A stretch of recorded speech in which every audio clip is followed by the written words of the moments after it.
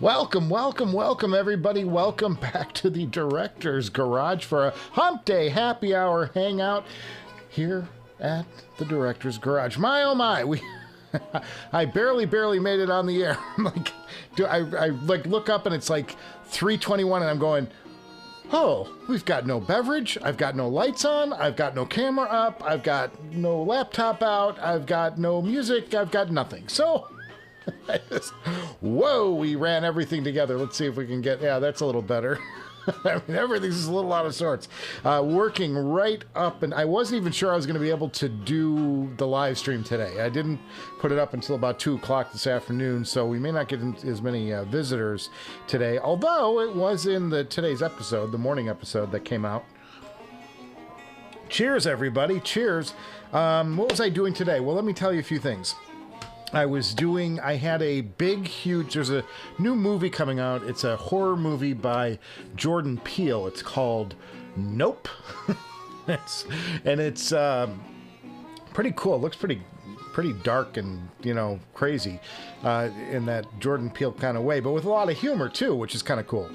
So we were doing the cast interviews. I interviewed everybody on the cast and Jordan Peele himself and all of that on the back lot of Universal, where it's like, it's about 90 degrees today. It's not as hot as super summer, but it's up there. I should probably check my levels and make sure we're not blasting you out with music real quick. Oh, that's kind of nice. All right, we'll go with that. That's a good mix. You get it right once in a while. Even a blind squirrel finds a nut. So we were on the back lot there at Universal, and that's what I was doing today. We were shooting all these cast interviews, and we're on. It's going to be an attraction at Universal. This Nope set. So what they did was they shot the movie. I don't know. They shot it like in Southern California, and then they moved the entire set to the Universal backlot, where it's going to be an attraction on the tram, the Universal Studios tour that goes through there. And so we were on that set, which was really kind of cool when they recreate a whole movie set. They got a bunch of really cool stuff. If you're ever in LA for any reason, take that tour. There are a lot of touristy things that I'm like, wait, they're coming for your money, But the tour at the Universal Studios backlot is worth the time. It's really good. It's really entertaining. You get to see some stuff. They've got an airplane disaster set that you drive through. They've got this whole experience room where there's like an earthquake and a subway train falls. I mean, it's really awesome. It's an awesome look into sort of what it's like to make a movie. Sort of, it's presented to you. Very cool though, very fun. So we were there. That's going to be opening up in the next week or so, and that's that. So that's what I was doing all day, and then I got back and I started writing that piece. Stopped to do this show, and then I'll go right back to writing immediately after this show. Cheers, everybody! It's Wednesday. We're halfway home, and what a ride it's been this week. Yeah, we'll be talking about some of the. We'll be talking about the giveaway in a second. And happy Amazon Prime Day 2. Did y'all pick up anything? Let me know in the comments below what you guys bought. I picked up a new iPad. They had iPads. This was only. But this is the new one. Like the kind of chunky monkey. My old one was. Where's that at? Down here somewhere. It's actually thinner, but this is like 5 years old, and it's I don't know if you can see that, but it's a little bit bent from all the road traveling. So I finally got an iPad that's not bent anymore. It's got no curvature on the face of the iPad now. So that's my one purchase I bought on Prime Day. They had them, I think they were $9.99. The one that I bought it's got like, I don't know, 512 gigabytes of storage on it and that kind of thing. So and then I also bought the stupid keyboard because I'm a stupid guy and I got to have the keyboard anyway for what I do. So Yeah, can't type real well on the screen. That thing never works out for me very much. Going to talk about the giveaway in just a second. I'm waiting for a few more people to filter in, and we'll go over what's going on there. Some drama online today on my page. I'm not very thrilled about it. What happened was, if you entered the contest, and the contest is for the Jerry Harvey audio Jimmy is our grand prize, and that's what I'm giving away. But there's somebody spamming, some idiot, some a-hole is spamming our contest. So what's happening is people are dropping their comment below, and that's how they get entered. If you guys don't know that, that's what you got to do. And it explains it all in the video. Watch the video, it's whatever. But you can watch the video, and then when you're done, you comment below in the comments, and that's how I'm entering you into the giveaway. So somebody made a couple of fake YouTube accounts, stole my logo. Not cool. I'm like, hello, copyright violation, anybody? And then put in a bunch of started putting in like text this number because you've won or something like that, which is, if you watch the video at all, I'm going to announce everything after July 22nd. We're not going to know any winners until July 22nd because I'm letting people have a chance to see the video and enter their name if they want to, and some jackass is out there telling people that they won already and text this number. And one person who entered actually did text that number. And I'm like, just use some common sense. If I don't say your name here on the show, you didn't win.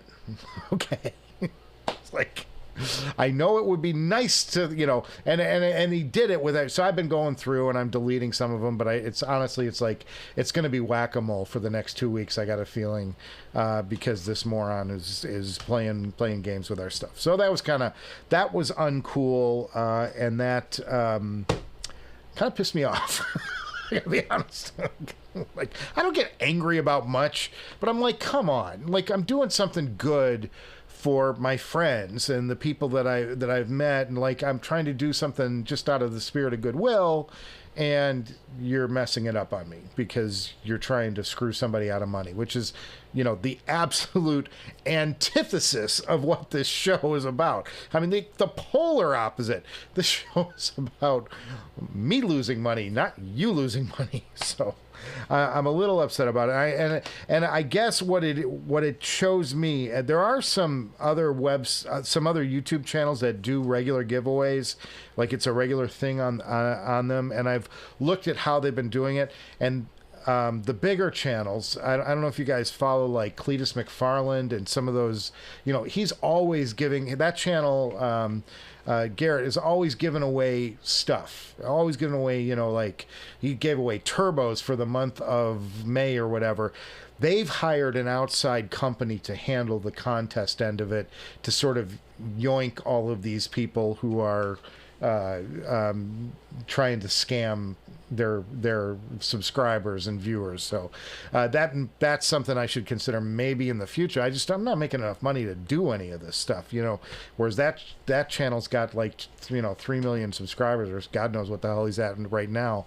I'm sitting at $4,000. So I got a long hill to climb there before we're actually in money. And that's a channel that is making a lot of money. I mean, those guys bought a racetrack, for God's sakes.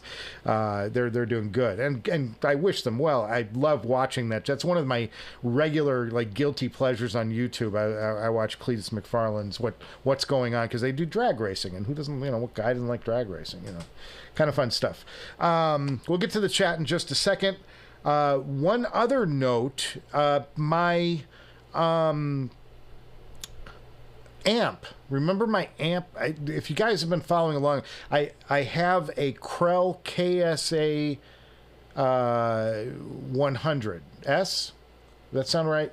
It's a stereo solid state Krell amp from the 90s. And the story behind it was, I've had this amp forever. I bought it in like 2000, and I knew what it was. I knew that it was like this great designer, this electronic engineer, Dan DiAugustino, who's got his own company now, builds amazing stuff. Anyway, Dan was back with Krell in the 90s, and he designed all of their really high-end power amps, and they're very well regarded. To find them now, you're going to pay, you know, not as much as they were new, but you'll pay a lot of money. I mean, they're still in the 2,000 and up range for a quality Krell amp from the 90s. That's because they're designed well, and a good amp design is good whether it was built in the 60s, 70s, 80s, or 90s. Or 2000s or whatever.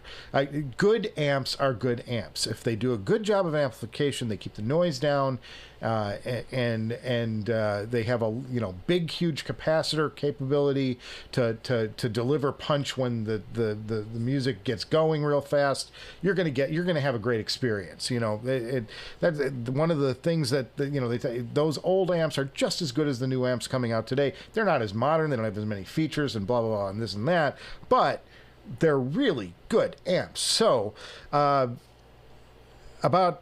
6-7 months ago, maybe, I was like, I went into my living room and I fired up the amp. I was going to play some music through my my Vandersteen 3A signatures, and super excited, turned the amp on, and it big puff of smoke out of the thing.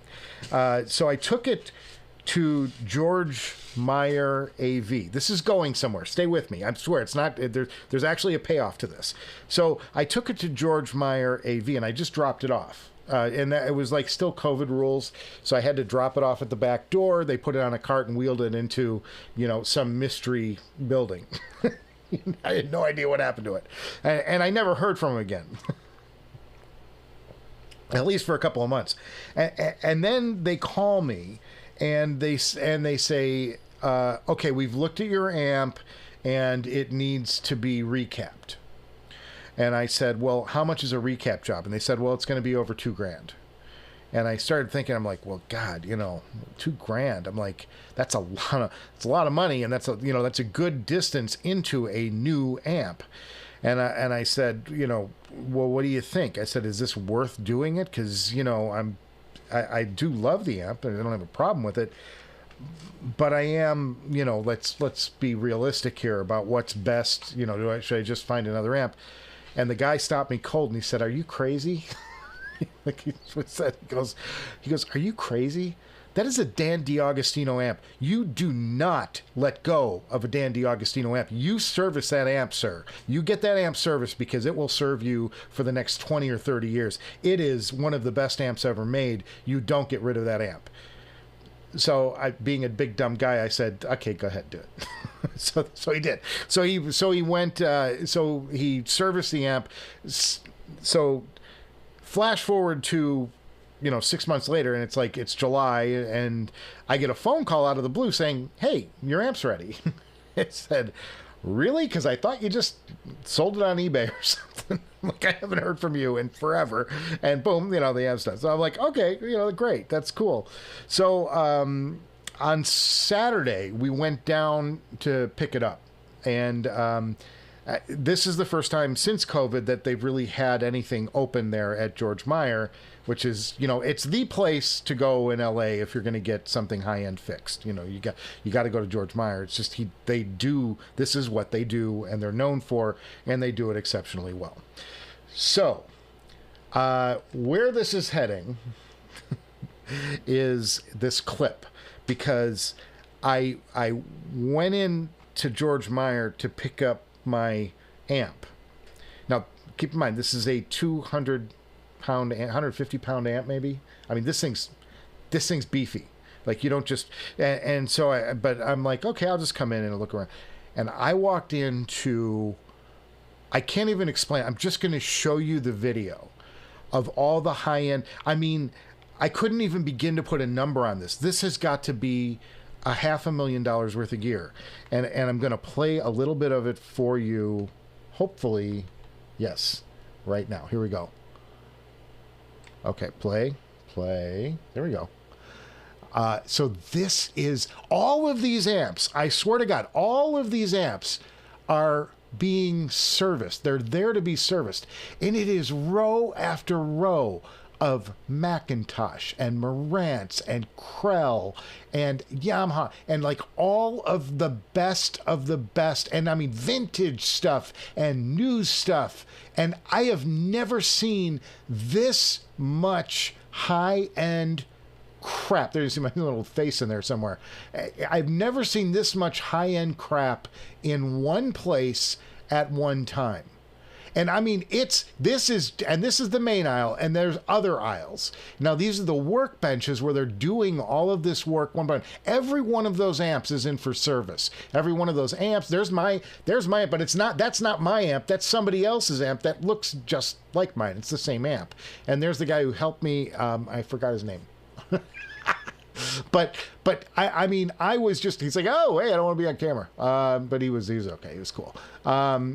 But that is, and then all of some of the vintage stuff in front, that's Mrs. Director there from behind.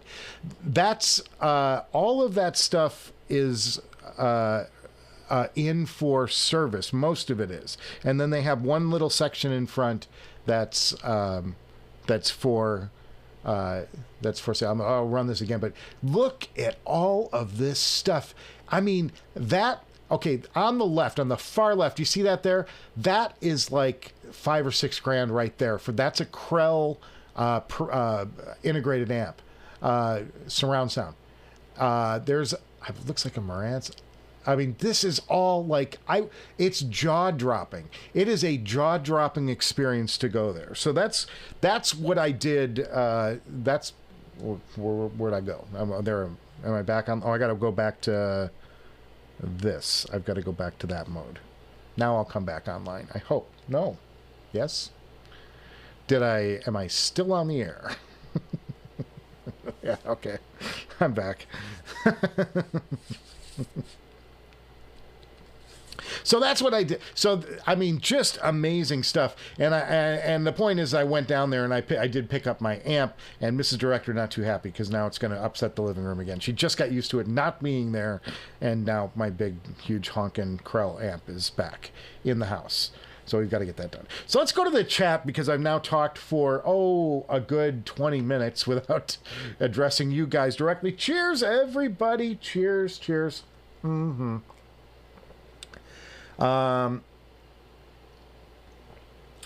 So let's go down the line. Okay, Johnson, happy hour. Johnson says, hey, happy hour to you guys. I'm so thrilled you guys came by today.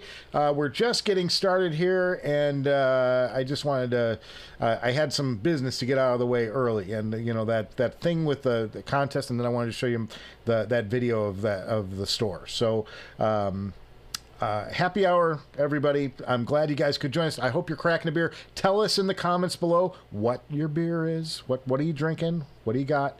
All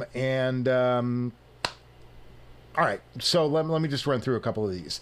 Obzilla says, no one ever interviews us lowly VFX people. Well, as somebody who comes from the VFX world and the editing world, yeah, that's the way it is, bud. Sorry. Daniel Foster always wanted to be in an airplane wreck. I always wanted to be the guy that they call, like, I have this vision that someday the pilot will, like, become incapacitated. And then they'll come back and go, can anybody here land a plane? And I have flown so many hours of flight simulators, I'm going to go, yeah, that was me. I can do that. I'll get this thing on the ground. I know what I'm doing. That's my dream. It'll never happen, but that's the dream, folks. It's the dream. Abzilla says he's got a Sony Taz. Don't make right the whole device name, the headphone amp deck. Okay. I'm not sure. I'm not familiar with Sony stuff. I haven't played with it much. Daniel Foster says, gosh, he got a new iPad. He could fuel his Behringer Digimixer with something like that. Yeah. Oh gosh, I got the new iPad though. Yeah, I see, Daniel. We ought to name the spammers Hamleys because they're screwing with ordinary people. Yeah, I mean, pardon my French, that was bullshit. I'm like, come on, you know what I mean? Obzilla says he thinks more than 4 letters is too many to describe people. Yeah, well, yeah, that's true. It was rough. On the plus side, Ryan Dietz says, Ryan, I saw you entered. Very cool. On the plus side, you know what you're starting. You're starting to make it big when scammers show up. Yeah, I had a little bit of an issue with the last giveaway. A bunch of people. There was somebody who just went in and made like 100 new YouTube accounts, and they entered their name under all of these different YouTube accounts, and I thought it was fishy. I mean, it was very fishy the way the pattern was of the entries and all of that. And I'll confess, I went through and I looked at the creation date on the account, and they were all like the same day, like within an hour of each other. All of the new accounts were made, and frankly, I just threw all those entries out. I'm like, I can't verify that these are actual people. This looks terribly body to me, and I'm not going to screw somebody out who's actually, an enthusiast. The whole point of this is to pay it forward, not pay it sideways to some jackass, So that's that. The one getting recapped. Yes, ML Jenkins, it was the one that I got recapped, and then I showed you the video. Got a message to see the telegram. Yeah, thanks. like that's like really, just really amazing, an amazing situation to wake up to or to check in on. I was actually already on set, and I just like call up my YouTube page just to see if anybody's watching the video or anybody's seen the video, and it did. A lot of people have seen it today, and entered the contest. And then you see that down there. I'm like, what? I'm like, and so then I just report. It was crazy. And Kevin Jacques says, hi, team. Hi, Kevin. Cheers to you, buddy. Happy Wednesday, happy hour, hangout, director's garage. Always strange when I go live right after I drop an episode. It's like, well, we can talk about the episode more, but the episode's already up. So, but I did want to clarify that. This was a good opportunity to call somebody out for being a dinkus. That was just uncalled for crap, and I'm like, I'm going to go online and light whoever it is up as best I can. Yeah, that was bad. Dan D'Agostino, he's awesome. Those Krell amps are spot on. Yeah, they are. And I'm glad the guy, I haven't even had a chance to plug it in and listen to it yet. I'm still arguing over with Mrs. Director over where it's going to go. I'm like, right on the coffee table, baby, right in the middle of the room. I mean, this is a conversation starter. Guys, that doesn't work. It doesn't work with women. I tried that approach. It just didn't quite work. And Daniel says, smoke is not good unless it's a barbecue. Yeah, that is true. And there was a fire in Hollywood today, and I'm like on the Universal backlot, and I'm starting to smell the smoke coming over the hill. It was like, oh, is that anywhere around us? You always get a little nervous in LA when you start smelling smoke. Could be anything. Kevin Jacques just purchased an HE1000 V2. Hope they are a good fit for me. Well, if you follow this show at all, Kevin, you would know that I think that the HE1000 V2 might be the best headphone ever made for when you consider price and performance and what it delivers and how great it was and still is and how relevant it is. And the detail, it's actually, to my ears, it's a little more refined than the Hifiman Aria Stealth Magnet Edition. I think it's even more refined than that. It's a better pair of headphones than those are, barely, a little bit. We're talking degrees here, but I think it may be the best headphone ever made. That's my opinion, and I'm entitled to it. But yeah, you're not going to go wrong with those. Those are fantastic. They're nowhere near as hard to drive as, say, the Susvara, which even like, and I say, you can plug the Susvara into a lot of things and it'll make sound. It's just not like, it's not the sound that the Susvara is known for. Like, it's not that you have to play with the amps, and you have to find the right amp. And even now, I've got a very, very good amp stack here, and I still think there's more to the Susvara. Like, I think there's still more in the tank there for it to give me. And the HE1000 V2, like, I plug it into the Woo WA5LE. I plug it into I used to plug it in. I never had the Faramore with it, but you plug it in anything, and it always sounded great. It was just a fantastic pair of headphones. That's a great headphone. You're not going to be sorry. ML Jenkins, yes, it is. Kevin Chuck, what the fuck? That is porn. I guess now we got to the video when I showed that video, and don't make me show it again. That video is insane, isn't it? Is that not like crazy? Do I ever do any speaker reviews, Ace of Spades? No, I don't, and for several reasons. I'm just not set up to do it here. There's no way for me to. I try to do a show that like is visual and like is entertaining and whatever. I don't know how to make that show because I need to relocate the set to a listening environment at that point. And I don't really have one. I just have a living room that's got glass on one of the walls. I mean, like I have a big, huge picture window in our living room that screws up all the acoustics in the room. And I'm not at liberty, given Mrs. Director, and understandably, I don't say this as a slight.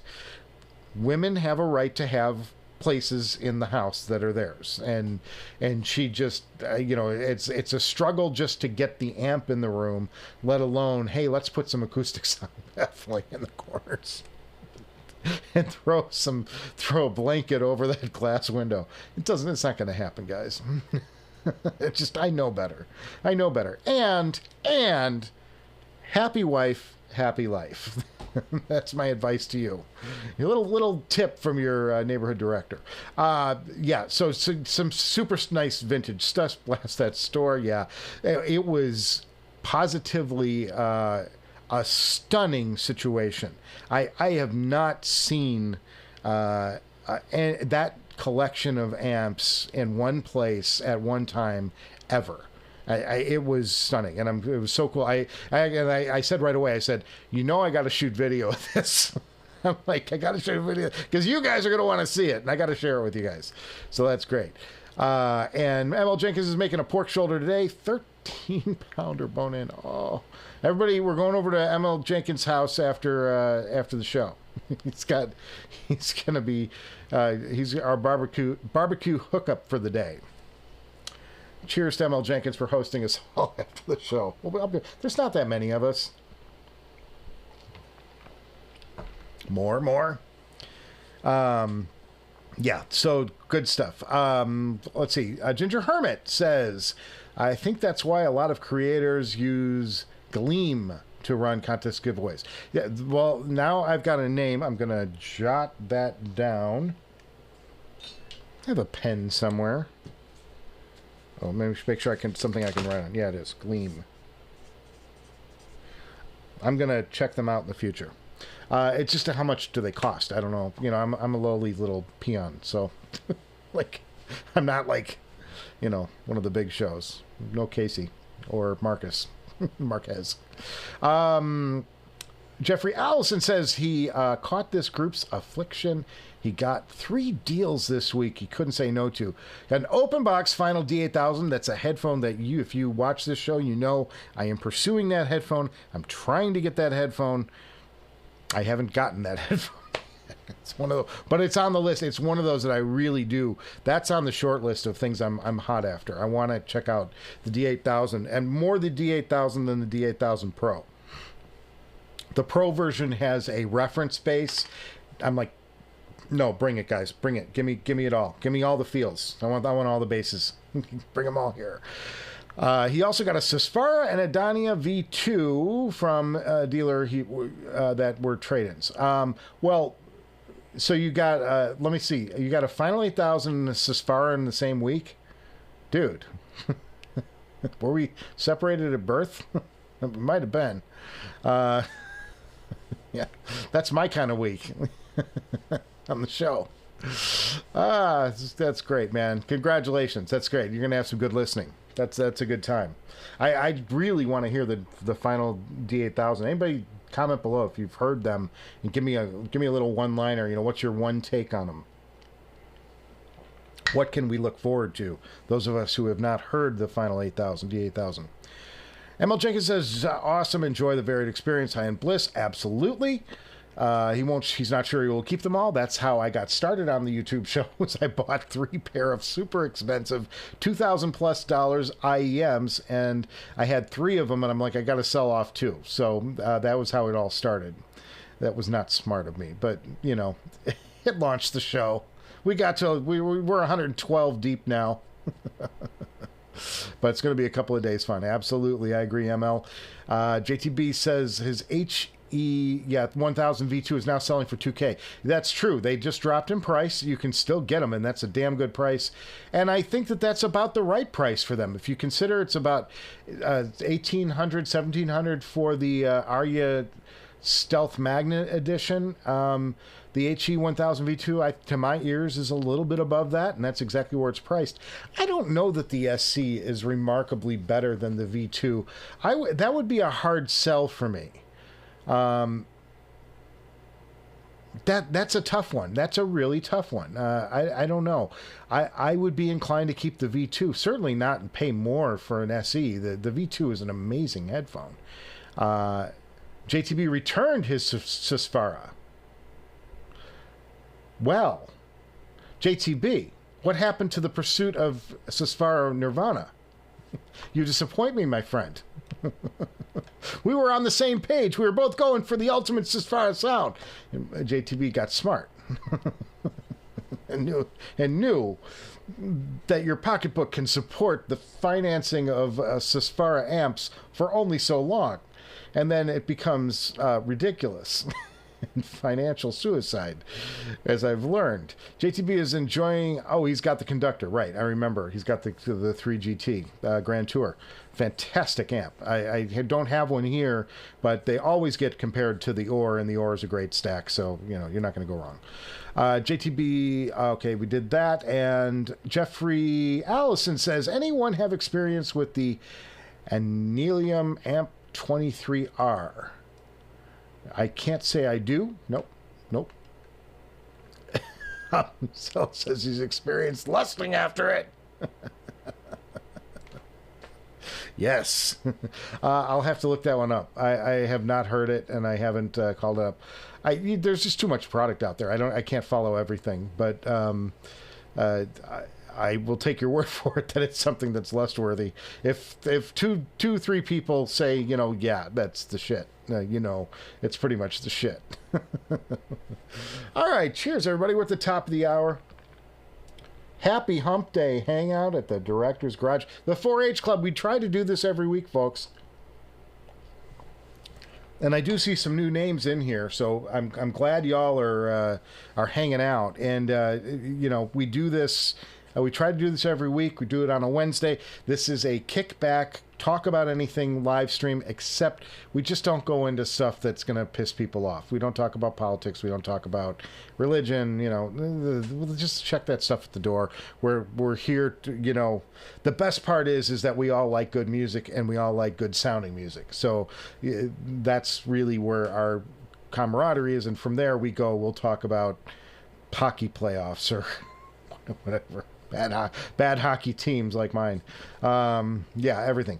JTB says, Ace of Spades, yeah, he just got done listening to the HE 1000 SE on the Conductor 3GT. It's very nice. I believe it is. It pairs well with his Verite Closed and the HE6SC V2. Loving it so far. DAC is surprisingly excellent. Well, that's great. Yeah, and I've had Burson. I did not... I had the... I may have had the original Conductor. I think that's what I had. I've got photos of it somewhere, buried in my archives. I took some photos of my desk back when I had it. That was my first solid state amp, and it was very good. It was very, I mean, Burson knows what they're doing. They're a great amp. They're out of Australia. They're really good. Fantastic stuff.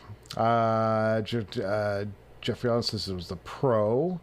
And Daniel says he's got a love the JTP. Yes, I love the discussion when the discussions go between between the two, you guys. That's great. Then I'm just following along and enjoying the ride. Great to hear. He was worried about. By the way, anybody who just came in late and did not see the video I showed earlier, let me know. I'll be happy to throw that up for a little bit again.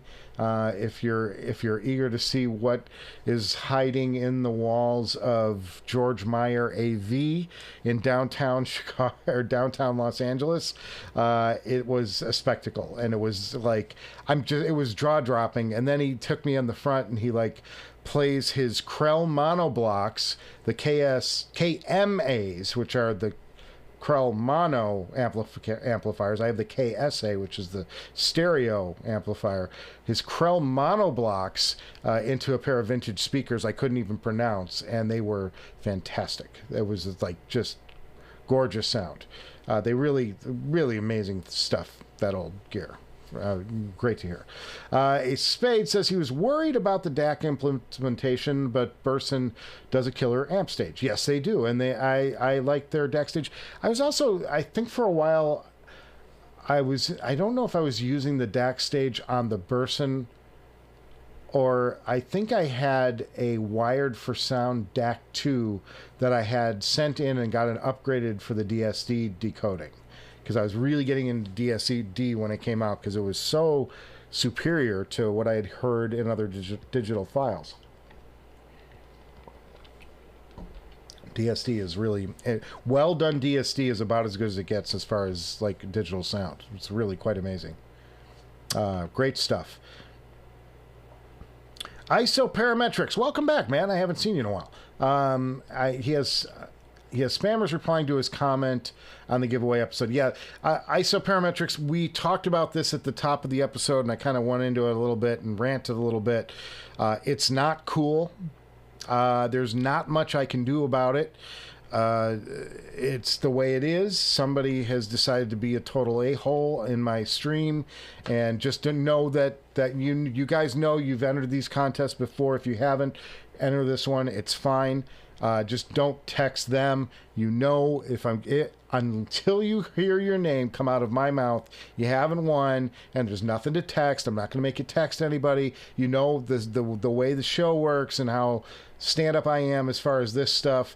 I'm not going to pull the wool over your eyes and try, somebody is doing that. They stole my photo. They created some fake hack account, and they put comments below to text this number because you won.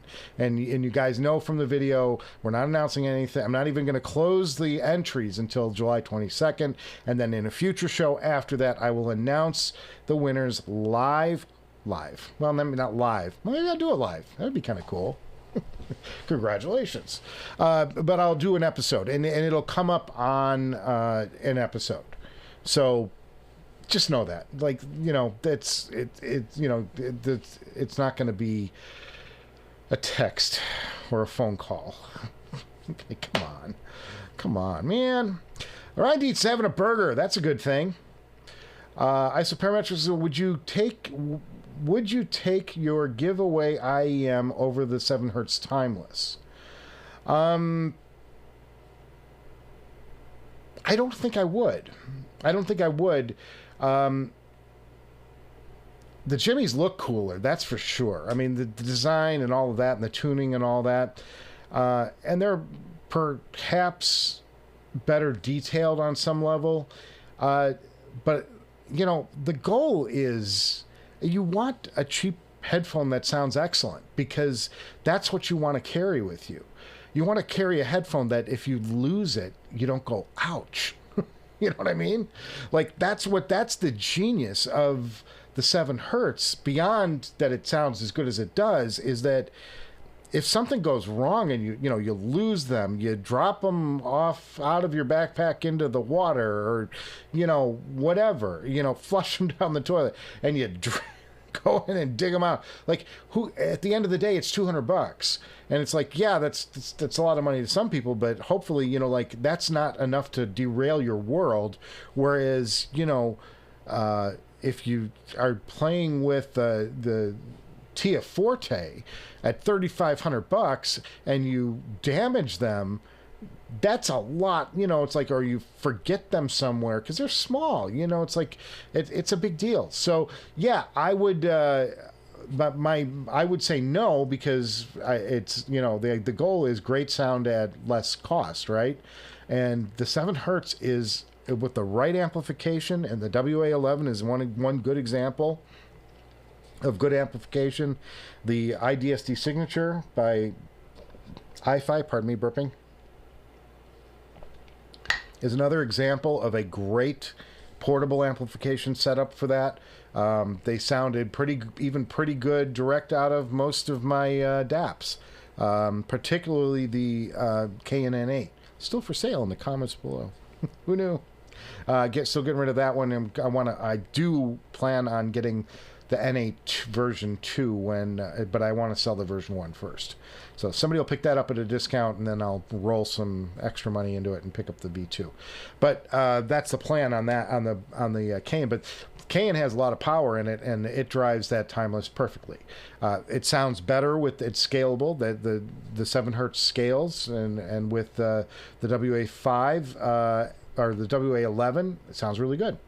So yeah, I just think that, you know, if you're presented with a $200 pair of headphones that sounds like a $1,000 pair of headphones, yeah, go with the $200 pair of headphones. You know, does that make me cheap? Well, not. I hope I don't come across as cheap on the show. We're always doing stuff in the kilobuck range generally. Okay. Ace Spade says he just picked up a Quicksilver tube amp and HD800S. It's a pretty sweet setup. I'd love to hear that, actually. That sounds like a great time. JTB says Burson seems to have this audio thing down to a science now. Yeah, they do. Where they learn how to improve things with each new model. And they know how to name a product. Burson, Conductor, Grand Tour. None of this stuff where it's a jumble of letters or they omit the vowels. It's like the name, they call it a thing. Cheers to Burson for just doing that. They win the day just on that alone. Okay. JTB, can you give me your Susvara? I'll pay you Tuesday for a headphone today. Oh, man. What do you guys eat? Tacos or burgers? Oh, that's a good one. I like both, but I probably lean into the burger a little more. But I try to do turkey burgers. Because directors get a little bit, you know, chunky, and we got some weight to lose. So, you know, I'm leaning, and the red meat is probably not real good for me anyway. At my age. Okay. JTB says, cut my losses on the Susvara. I know. And the thing of it is, and here it is, because I do believe I would like to find that end game setup rig for the Susvara. They're so picky. God, they're so picky. And I'm not, and I sound like a snob in some ways because I make it sound like the Susvara is somehow a flawed headphone. It's not. It's so good. But I listen to those and I know they can be better, even better than they already are. And so it's like, it is like drugs. It's like, you know, it's like a drug addict might chase the ultimate high. You know that there's another level out there. You just got to find the right setup, and I haven't found it yet. But I have found it with the Abyss. And that might be enough to make me go, you know, I got some pretty good stuff here. Maybe it's time to cut bait on some of these more heavier, expensive models that I don't find myself reaching for as much. I'm telling you, the Empyrean Elite is probably, you know, this is my favorite headphone right now, the Atrium. And I'm just enjoying it because it's new and I love the design, and they're just fun to wear. I really like that they're a bigger, beefier, you know, headphone. I'm just enjoying the heck out of them. And I found a setup that works really well with them on the Fairmore stack. If you crank the Hypsos, speaking of bad names, if you crank the Hypsos voltage up to 30, max it out, the Atrium loves it. Loves it. It's like it's so great. It gives you like that little extra push that I was looking for, you know? Fantastic. Something just beeped at me. What beeped at me? Was it this? Is it Howley outside the door? No, it was work. That's not as interesting. Something about Kim Kardashian. Not my problem. I get all messages, folks. JTB, okay, we did that. Cut your losses on the Susvara. Yeah, I just think that I've got some, you know, the Carbon. I got to get into this shootout, so this mega shootout soon, because I want to revisit the Carbon, and I want to put the Carbon up against the Susvara and the Abyss, because the Carbon is such a special experience. Granted, I just wreck my hearing every time I put the things on because I want to turn it up so loud, but it's so good. It's so good. It's such a great headphone. So we've got some super high end, like we're playing in that top 1 to 2% of sound in the director's garage with the headphones that are here. It's a terribly obnoxious problem to have from this standpoint, talking to you, and yet, but some of you guys have some amazing stuff. So there you go. It's just fun to talk about. Okay, JTB says the HE1000 SE is easy to drive. It gives you a lot of what the Susvara is doing, and it's $2,500 cheaper. Yeah, I believe that, and I already have said, JTB, and just to support what you said, the HE1000 V2 I still think is probably the best headphone ever made. It delivers everything. It delivers bass. It's easy to drive. Sound is fantastic, and I'm not sure that they improve things with the SE. That's how good the HE1000 V2 is. Michael, the Annalium, and that's just a struggling name. Annalium 23R is a successor to the Bakun you keep saying you need. Yes, okay, well then there you go. Yeah, so I would look at that then. That's what I should be looking at if I can find one. Good luck, and not like lose my house in the process. That's the other key. You know, it's like I don't mind I don't mind paying that much, but I got to find it used, because I'm not going to buy new, a $6,500, $7,000 amp for one headphone that really only plays well with one headphone. So there's always that little. You're finding something for just that one thing. Whereas, the Ore is so versatile. And I'm sure you guys with the Burson Conductor 3 GT Grand Tour, that I know you guys feel the same way, because it's so versatile. It'll drive everything. You can put an IEM on it and doesn't care. It's going to sound great. It does a good job. So there's that. The Bakun amp is the best so far as the wind blows. Yeah, that's just what I've heard. So, I'll look at this Annalium if I can find one somewhere. It's a bad name, though. Looks like an anagram. JTB says he'll take a lifetime supply of hamburgers instead.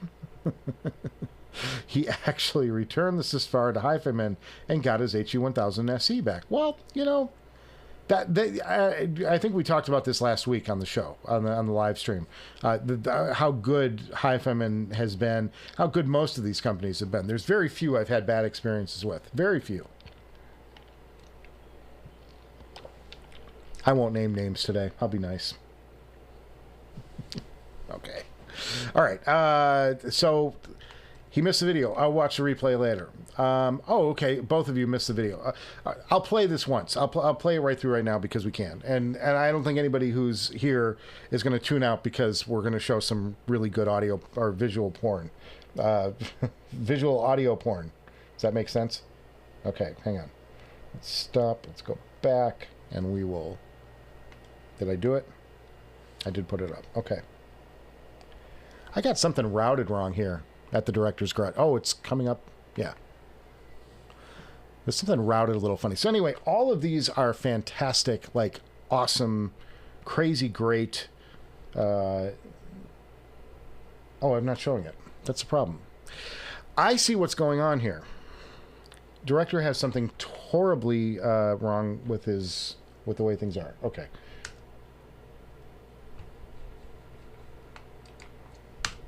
That's what it is. Okay, so here's the video. Sorry, guys. I have to watch a different screen because the screen I've got here. But this is all of this amazing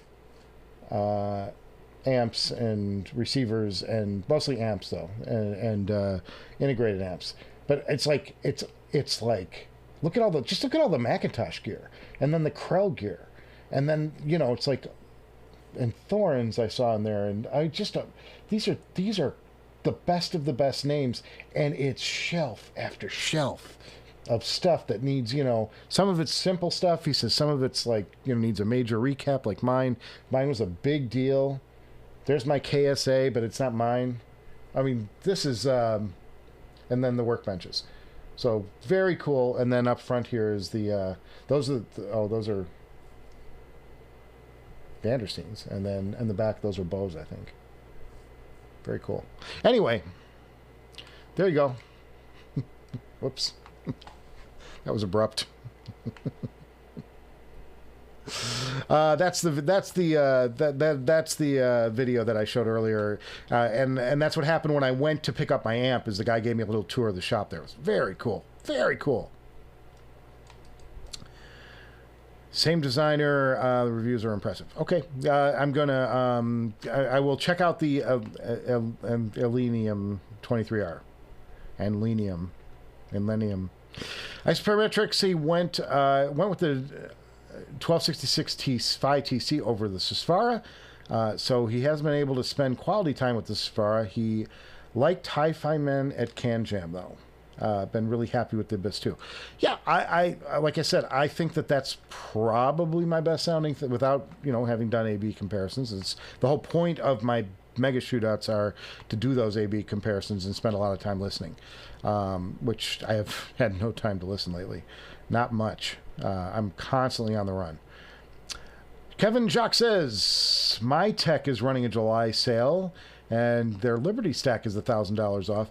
Has anybody heard about the Lima too? The new Lena line. They're like 30 grand. Has anybody heard that and actually like experienced it?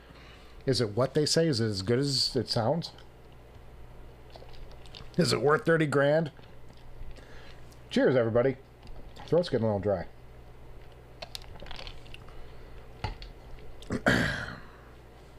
JTB says he regrets selling his HD800s to get money to buy other headphones. Well, that's how I felt about the HE1000V2. I needed to sell that to move this show forward. I couldn't keep... It was going to be a very short show if I couldn't start doing trading with headphones. So that was my first thing, and then I added some money to it and blah, blah, blah. But we still lost money. Doesn't matter. He will eventually get another pair of 800s once he has the funds. He does miss them in that soundstage. Yeah, the soundstage is so unique to the 800, and nobody can do anything similar. I mean, like it literally like dice. It like I always like to say, it deconstructs the soundstage and then reassembles the soundstage in its own Sennheiser way. That's what's so cool about the Sennheiser. I love Jeffrey Allison loves the whole 600 series. We gave away a 600 on one of our previous giveaways. That was we gave 650, I think it was, or 6XX. Maybe it was the drop thing, but it was the Sennheiser 6. Ice Parametric said he had $2,500 IEM. And worried about how easy they would be to lose or steal. Yeah. And I have, you guys know, I have the Sultans. The Sultans are over $3 grand. And like, whew, they're beautiful and they're great to listen to. And it's the best IEM I've ever heard. Now there might be better out there, but of everything I've heard, it's the best one. But at that kind of money, like, where are you going to bring them? Like they kind of like sit around here most of the time. I don't like to take them on the road because I'm afraid somebody's going to rip them off. And I've shown these on the show before. I keep them in a nice special case. They got their own little special PS case, and these are purple pine cones that have a really unique finish on them, and they're beautiful. And I married it to a very expensive cable for no reason, because you don't need a great cable. We know this. Okay, certainly for an IEM, if anything. Ice Parametric says JTB he's been looking for stuff he can drive off of a laptop or an iPhone. Well, that's the Meze Elite. Yeah, curious about the Meze Elite. And that's my favorite headphone right now. The Elite I take with me almost anytime I go on the road. They are expensive, and you don't want to lose them, but they're the most comfortable headphone. They are the easiest to drive headphone, and they're one of the best tuned headphones. The only thing I would say is that you can get more detail elsewhere. But the soundstage is good. Fantastic dynamics, great slam. I mean, it checks all the boxes. It just doesn't quite as technically detailed. You know, the nuance of some of the other headphones is a little better, but for most of the listening we do, it's like the best headphone, I think. It's totally practical, and because I mean, are you really going to take an Abyss 1266 on a flight somewhere? I mean, I could see myself with the way that the Mezes fold up and you can lay them flat, and I could see myself getting a flat carry case and bring them on a plane and plug them in, have them as an open. I mean, the only thing is they're open back, but and they really are open back. You can hear everything outside of them. I see a lot of people with open backs on planes these days. Ace of Spades, cheers to Burson. Absolutely. I skipped. Daniel Foster said 800s are that good. He doesn't get it because he prefers electrostatics. Well, I think they're different. Those are different things. The electrostatics build on the soundstage that was in the recording, and they're also better detailed headphones. But the 800s have a better shape to the sound, I think, because they fill in the bottom end more, and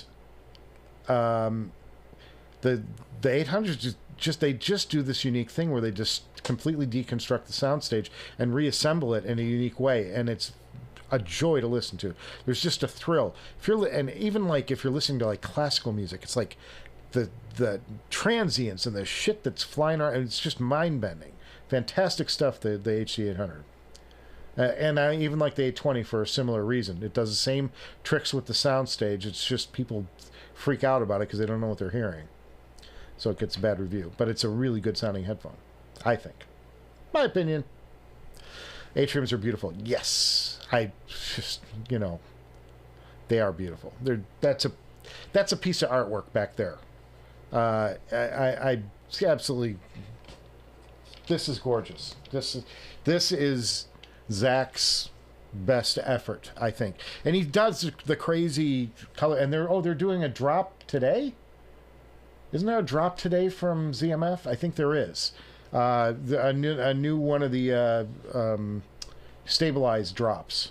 They're doing some atriums, not atriums. They're doing an Aeolus, I think, drop, and then some closebacks. You can get some more. They're all at once, and they'll be sold out. And we'll be right back here talking about how frustrated we are that they're sold out. But yeah, there was a drop today, I think. That's what I recall. I got an email. I'm not in the market right now. I'm really headphone broke at the moment. I got to sell some stuff. Daniel Foster would like to share an experience. JTB he hasn't had the opportunity though. And I think we're talking about HD 800 there.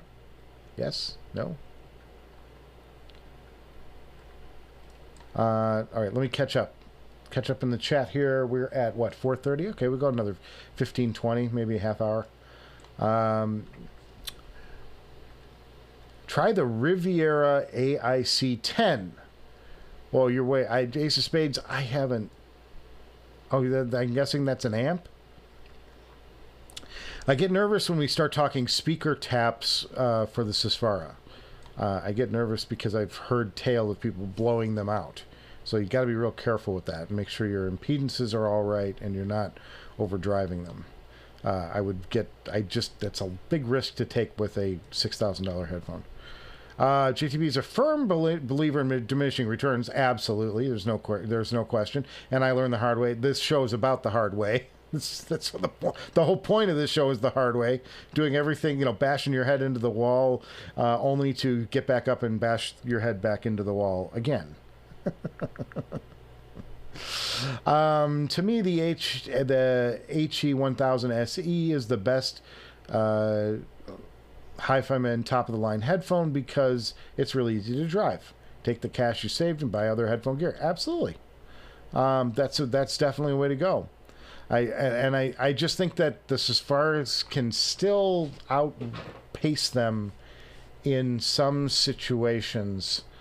Like if you get the right amp, I think that the Susvara can outpace them. I'm not saying they will. You got to, but both of us have suffered trying to find that.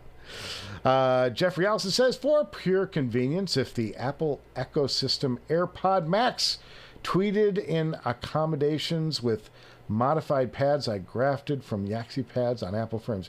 I guess you're saying that that's the headphone you like your go-to like a daily driver kind of thing where you'd wear them everywhere because they integrate with your phone and all that. I mean, there's a case to be made for convenience. It's not it's not a way that I want to go, and I still have a hard time with Apple and doing anything regarding headphones. Film at 11. No. Abdullah. Hey, welcome, Abdullah. Cheers, buddy. It is Wednesday. Happy hour hangout. Director's Garage. I'm going to skip the plugs because I did like a whole set of plugs in the show that dropped today, the giveaway entry thing. He's planning on buying the Aria Stealth Magnet Edition because of the soundstage, but he hears that the Atrium has a big soundstage. Yes, it does. Which do I prefer? I didn't get a chance to A/B them, so I don't know that I can have that kind of recall. They're very different headphones, though. Like, because all of the Hifimans have that little bit of sort of a thin timbre in the upper, mid, lower treble range. It's hard to explain, but it just sounds a little thin through there. And it's just a characteristic that I've heard in every single Hifiman I've ever owned, except the R9, which is a dynamic driver. Yeah, it's a different animal. I don't know that I can fairly compare the two.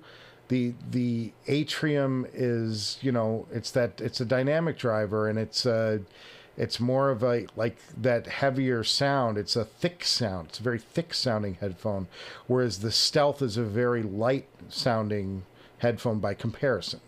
So yeah, I think it comes down to what you're listening for. I love the thickness and the sound. Like it's like, the bass and now that I've found some settings that are starting to work for me with these, and after playing with them, even if only a little bit. I mean, I'm going to be honest. I did do like a round after round of head pads, and I landed on whatever the hell this is because I've changed pads so much now that I don't remember what was on them to begin with. So it's a thick perforated pad from SAC from ZMF. But that's what I'm using. That's the one that I kind of landed on. I will do some more maybe, but when I have more time. But yeah, I just think that the sound of the Atriums to me is very thick, whereas the Aria has this sort of airier, lighter sound almost, and it's not. When I say lighter, it sounds like I'm being critical of it, or like it's somehow like a backhanded compliment or something. It's not. It's like like a dance. It's like a faster sound. It's fantastic. It's a great headphone. Like for the money, if you have $1,800, that's probably the headphone. You've only got $1,800. That's the headphone to buy. If you got $200 extra, I'd say go V2. But if you've got only $1,800 to spend, that's where you got to go. That Aria Stealth Magnet, I just haven't heard anything better than that at that price range.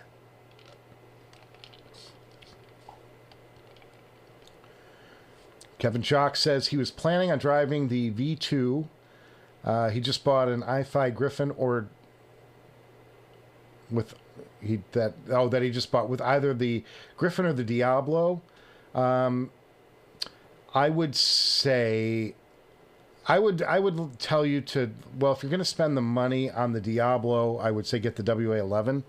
I think that Wu does a little better job keeping those bits separate. The power supply from the amp. If you're going to look lower, then I would say look at the Signature, because the Signature is more versatile than the Diablo. You don't need all that. I mean, unless you're driving a 1266, you don't need the punch of the Diablo. And the Diablo can get grainy in the wrong situations too. So I would be more pushing you towards the Signature. It's a more refined unit over the Diablo. Unless you need that power, I wouldn't do the Diablo. Yeah. Or even like a good DAC amp, like I don't know if with the Mojo drive, I don't think the Mojo would be strong enough for a V2. I mean, it certainly would make make sound. I'm talking about, like, is it a sound that's high quality enough to justify marrying to it? I don't know that the Mojo would be worth it. But like for portable, if you're looking at that portable thing, yeah, I would say look at the WA11, which has got a ton of punch. It's going to be a great pairing, I would think. JTB says, for instance, some of the money he saved with the difference between the 1000 and the Susvara, he ordered the EF400 DAC amp and the Nanna Stealth Magnet. Really curious to hear both. Well, that's a great comparison, JTB, and I think you should pursue that.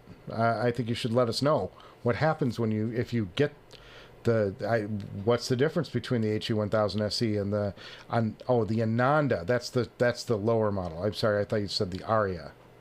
Okay. So many little nuances. A change a couple of letters and you got a whole different thing. Mobile users teaming up with the Cord Mojo. Yeah, well, I just mentioned that. Probably because I saw your text subconsciously, Daniel Foster. So great. It's fantastic. The mini Chi-Fi amp that can power anything. Chi-Fi. What is the mini Chi-Fi amp? What is that? Parametrics. Holy crap! I assume that was from the video that I played back. Yeah, amazing. Chi-Fi amp AD3. Wow, you guys are dropping some numbers here I haven't seen. Robert Langer, thank you, Robert, for the donation. That is so kind of you. I appreciate it very much. Robert says he listened to the Mojo 2 with the Aria V3 last week, and it was fantastic. Yeah. Is the V3 the same as the Stealth Magnet? What's the... I think it is. Is it not? So that's actually good to know. If the Aria can be driven by... If the Aria can be driven by the Mojo 2, I would think that maybe the HE1000 might be able to be driven by it too. That's an interesting experiment. That would be something worth looking into. I think it'd be close. I think it'd be pushing that Mojo to everything it's got, but it might do it. I haven't really played with the new Mojo at all. I only remember the old Mojo, which I tried. Parametric said you can save our money on audio and buy BTC and watch it all go down to zero. That's Bitcoin for those of you who are old like me and don't know all these things. All the things. Parametric says if you're sick of spending $5,000, $30,000. Kevin Jock says he's got a Quest-style CMA 400i for desktop use. He mostly runs transportable, but wondering if he should upgrade his desktop next. Those are calls, that's a call that really only you can make for yourself.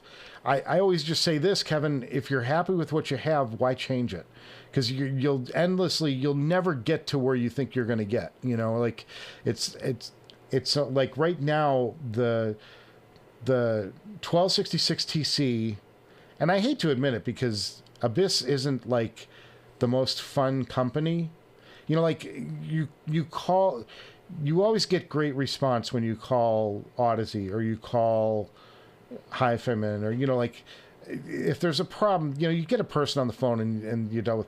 I don't always have that experience with Abyss. So it's like, I kind of hate to, but it's true. I mean, I can't deny that what I'm hearing out of the Abyss right now is the best thing I've got. And ideally, I should really just end it there and go, that's good enough on the high end and just focus on the mid-range stuff that's more affordable and won't run me into the poorhouse. But I'm always looking, I always want to check that top tier out. And Noble's got that $8,000 or $6,500 set of IEMs. I forgot what it's called. Viking or something? No, that's somebody else's. But I'm very curious, when you hear that, it's like, what does that sound like? DCS dealer is getting the Lena in his shop soon, expected within the month. Well, ML, please report back to us if you hear it. I'm just curious what it is. I got to think it sounds really good. But is it $30,000 good? I mean, are we halfway to the HE1? Although the HE1 might be a little overblown, but at $50,000, the Sennheiser Masterpiece Electrostatic? I'd be very curious to know. Ace of Spades, do I prefer the Meze Elite over the Verite closed? Well, I don't have a Verite closed. That's one of those shortlist headphones that I would like to get in. I can tell you that I prefer the Meze Elite over the Verite open, but I don't know that I would prefer it over, say, the Atrium. That'd be an interesting shootout. Very different approach to headphones. Very different sounds. Meze's got the better tuning, I think, because they dig lower. But the overall, there's that thickness to the Atrium that is so intoxicating. It's such a good sounding headphone. It's really good. I mean, it really is. I mean, Zach. I mean, for all my complaints I had about the Verite Open, he really took a lot of that away with the Atrium to me. With the way they built them. Fantastic. Ice Parametrics 100%. He's not taking the AB1266 on a plane. On planes, he always takes an IEM. Yeah, that's usually what I do too. And now with the 7 hertz, I mean, it's like I'll just take that, and if I want to be even more compact, and I don't feel like bringing in the amp, because the amp really does bring something extra to the table on the 7 hertz timeless. I will still take the Kinera Nanna 2.0, which at $900 is, you can drive it with any DAP, any Stone Kern player, or whatever it is, Cayin, whatever it is, and they sound really good. Like that really is a special headphone. The Kinera Nanna V2, one that I'm not giving away in the giveaway. And no, the Jimmy is not better than the Nanna V2. That I will tell you. The Nanna, the Kinera Nanna V2 is just a killer headphone, killer IEM, like one of the best ever. If the Meze, JTB says, if the Meze were a little cheaper, he'd probably have given either the Elite or the Lyric a go by now. Well, as you know, JTB, the Lyric is a headphone that they're selling on the used market at about $1,500. I want to see them come down to 11. And when they get to 11, you're going to see a pair at the Director's Garage, no question, because they were that good. They were a really good closed-back headphone. Like maybe that Endgame. I just thought for the build quality and everything else, it should have been $1,000 headphone. If they put that thing out at $1,100 or $1,200, they would have not. They would have. You would have been sold out everywhere. Instead, they're in stock everywhere because they're just a little bit like high-end Bose in their build, and not $2,000, like $1,000. You know. Anyway, one of the top headphones. It's one of the top headphone brands. He's never had never had a top of line. Tried the 99s, but they didn't blow me away. I've never tried the 99s from Meze. And we're giving away the Rise Solo. I mean, that's going to be an IEM, but they have a really good sound stage. I don't know that I'm blown away by the sound of the Rise Solo, but the sound stage is really good. JTB ZMF stuff begins Friday the 13th. I got something, though, that said, hold on, if only there were a device that could tell me. Here it is. All right, you made a liar out of me. Thanks for nothing. ZMF. What happened here? How did I get that? How did I get that wrong? 7:15. Okay, it's Friday. And then 7:17, the Atrium Cocobolo Atrium goes on sale on Sunday. I thought it was the 13th and the 15th, but apparently it's the 15th and the 17th. Okay. Yeah, they did send me that, and there you go. So I was wrong. Cocobolo looks got a lot more grain to it than the one that I have. But it's not aged like that. I love the aged look of this. This thing, it looks like an antique, like a museum piece. There's something special about that setup. It's one of the best I've seen. But yeah, they've got more stabilized. They've got dual color stabilized, where they're actually doing something to the resin part of the headphone when they do those two-part half and half wood and resin cups. They're doing them in two color coming this weekend. Ice Parametric says the Riviera AIC10 is a bulky, expensive amp. He hasn't heard it, but he saw it and some positive comments about it. I'm going to look that up. I'm going to save this. I got to save this chat today because you guys have dropped some really good stuff for me to check out as we start winding down here. JTB says, where'd it go? Where'd it go? I lost something. Oh, here we go. Just move to next to a nuclear reactor to drive the Susvaras. See, it's that kind of sassiness that makes me a big JTB fan. Cheers, JTB. Best line of the day. Move next to a nuclear reactor to drive the Susvaras.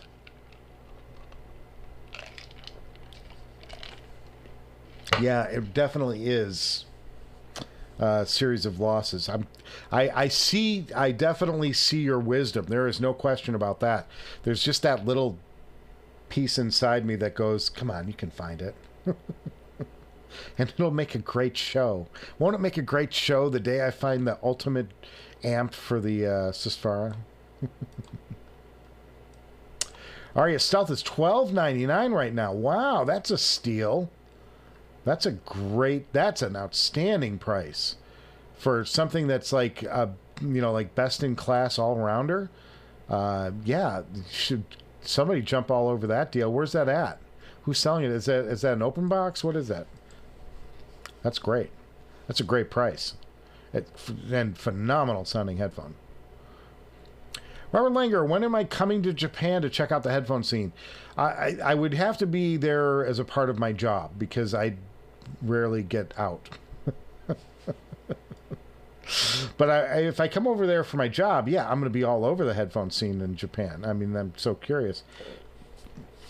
I've been to Hong Kong. I've been to Thailand. I've been to some Far East stuff. I've done some a lot of really cool stuff in the East, but I haven't spent time in Japan. Loved Hong Kong. Loved Thailand. Loved Bangkok. Fantastic. Really fun. Really neat places. Very, very cool, and I love the tradition, and even like the wilder stuff is like out there. It's like it's a spectacle. It's really cool to see. I once shut down a street in Bangkok, in China. It was like their sort of Chinatown area, and I was it was a place where they had shot one of the scenes from The Hangover, and we were there to like sort of replicate that. So I bribed a police officer $500. Oh, it's so shameless. I bribed this police officer $500 if he'd let me shut the street down, so I could shoot. I could put a crane right in the middle of one of the streets of Bangkok and shoot there. I did it. It's so fun. It's one of those stories, though. I love stories like that. When you take some liberties and you had to really go do something out of the ordinary. Obzilla says Japanese headphone shops are the top 5 craziest things he's ever seen. I believe it. It's a different appreciation. It's a different headphone culture. It's a part of the culture more so than in the States, where it's kind of like we're kind of off to the side, a little fringe group of us audiophiles. Obzilla says Japanese headphone. He said we've got that. I read that. Daniel Foster says he's currently interested in the headphone. The price range is wandering. Yeah, they're coming down for sure. I think I saw them come down quite a bit. V3 is a stealth. Yeah, thank you for clearing that up. I'm a little behind in the chat, guys. I got to get through this. JTB bought the 1000 V2 brand new from a dealer for $1,530. So maybe it's the new benchmark under 2K. Possibly. That's a good case to be made. Somebody can make that case. I already told you the V2 is probably, I think, probably the best headphone of all time. Robert Linger, best to you, mobile and true. Adam Cardos. Adam, welcome, buddy. First time I've seen your name today. Cheers. Everybody, cheers. Raising a glass to Adam Cardos. Volkvanger is fantastic, and those with fear of missing out, because I know one or two of these anagrams. Not many units left, he imagines. Phenomenal on high impedance dynamics. It can handle most other cans. Fantastic. Robert Linger says DSP with the new Mojo is worth the price of admission alone. I don't play with DSP that much. I probably should. And I should probably play with like EQ more. I just... the thought of it. so much work. I'm the lazy audiophile. Maybe that should be my new handle. I'm Michael, the lazy audiophile. I just want to plug it in and turn it on and make it work. Don't make me tune, please. Kevin Jack says, without a doubt, he'd take the deal over the Aria Stealth. Yeah, I would say that. I would agree with that. That's a good price. That's a really good price. Spermetrics says, you guys are making me want to go on a shopping spree for more gear. That's the whole point. Welcome to the club. It's the curse. You'll never have a life again. Forget about travel. You have headphones to support. Daniel Foster says he much likes the mobile musical life. I like both. Life should be lived like a musical film. Okay. But I think there's room for both. JTB says he sold the Aria Stealth for what he paid for it. $300 more for the HE1000 V2.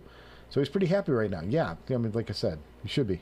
Kevin Jock, JTB, yeah, he paid the Aria Stealth.